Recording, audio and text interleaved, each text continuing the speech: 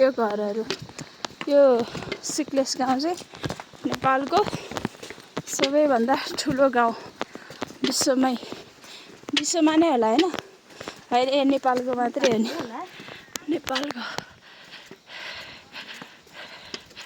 पुरातात्विक घरहरू यहाँ चाहिँ कति 700 घर धुरी 700 घरधुरी चाहिँ यहाँ चाहिँ मानिसहरूको बसोबास रहेको छ 700 घरधुरी सन्जय मेरो पनि भिडियो गर्दैन नि त लाउन तपाईँको गरेछ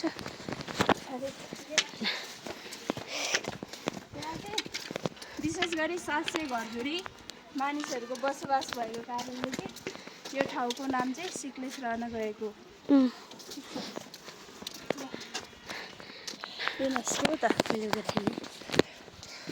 ल भटमा बरु मान्छे बस्नु पनि पर्दैन रहेछ है के गयो भटमा कि लयो घान हाल्दै छोड्दै है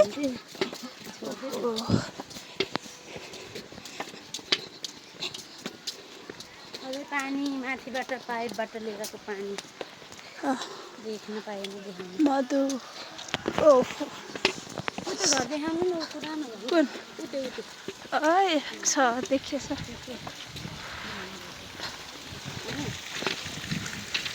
यो गल्लीहरू एकदमै विशेष महत्त्व बोकेको हैन यो गाउँ यहाँ हामी देख्न सक्छौँ यति धेरै घरहरू छ नि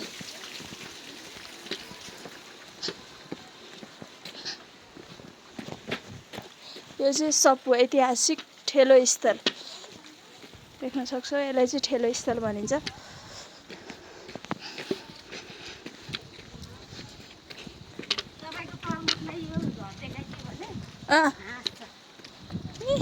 हाँसिहाल्छ नि त्यो त देख्न सक्छौ कति राम्रो त्यो के सुका हो कोदो केमा सुका हो अरे सुकुलमा चाहिँ यहाँ कोदो सुकाएको छ मान्द्रो वाउ कति धेरै घरहरू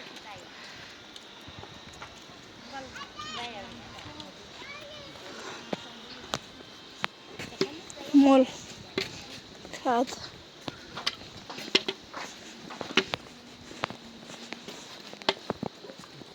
साग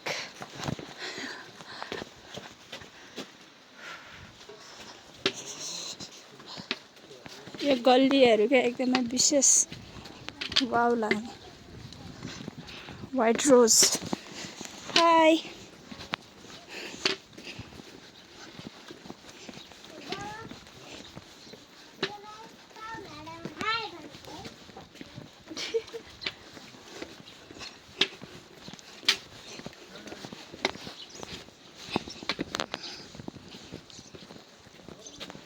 बस पार्क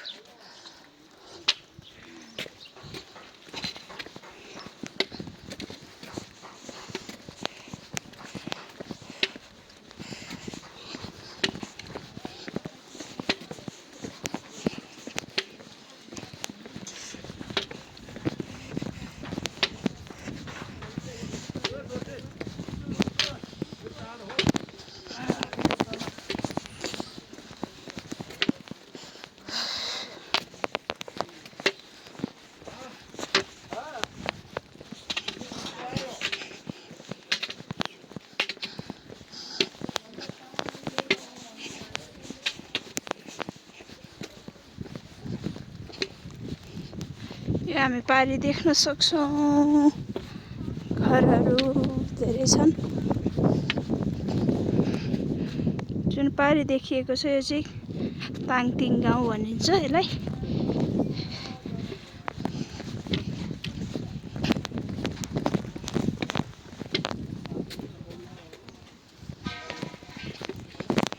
फाइनली हामी चाहिँ हाम्रो जुन डेस्टिनेसन छ बस्ने ठाउँ अन्नपूर्ण होटल हामी यहाँ आइपुग्न लागिसकेको छ हाम्रो सिमामिस भन्दै हुनुहुन्छ बिस्तारै नमस्ते होटल मैले के भनेर अन्नपूर्ण भने ए नमस्ते होटल वाउ हेर्नु कति राम्रो है सयपत्री पनि।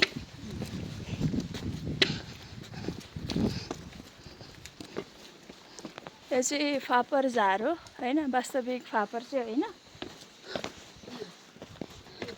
यो फापर झार हामी चाहिँ उखु पनि देख्न सक्छौँ। हामी चाहिँ वाउ गुरदौरी फुल सिग्लेस होमस्टे होइन, यहाँ चाहिँ होमस्टेहरू पनि थुप्रै छन्।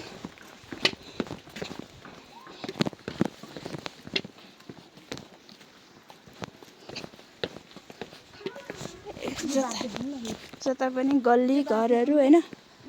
यो के को बार हो? यो घर हो एकदमै पुरानो ट्रेडिसनल घर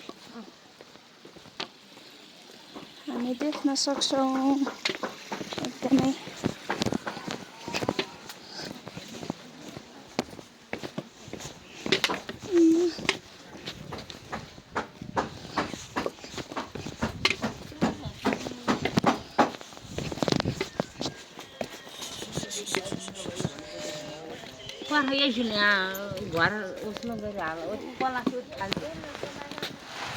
यहाँ चाहिँ रोडी घर बन्दैछ, रोडी बस्ने घर, घुमाउने घर हामीले कहाँ देखेको थियौँ अरे? यहाँ चाहिँ स्कुल हो कहाँनिर अरे?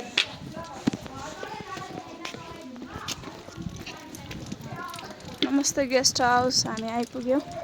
हामी कापुचे सरी हुगुबाट कति 5 घन्टामा चाहिँ हाम्रो गेस्ट हाउसमा आइपुगिसकेका छौँ।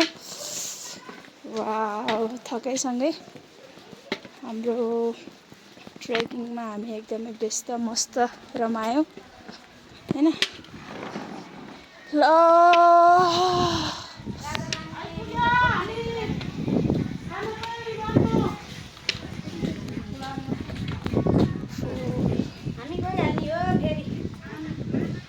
यो हामी पारी देख्न सक्छौँ। यो चाहिँ हामीले ताङतिङ गाउँ, यहाँ चाहिँ कोदोबारी हो। ल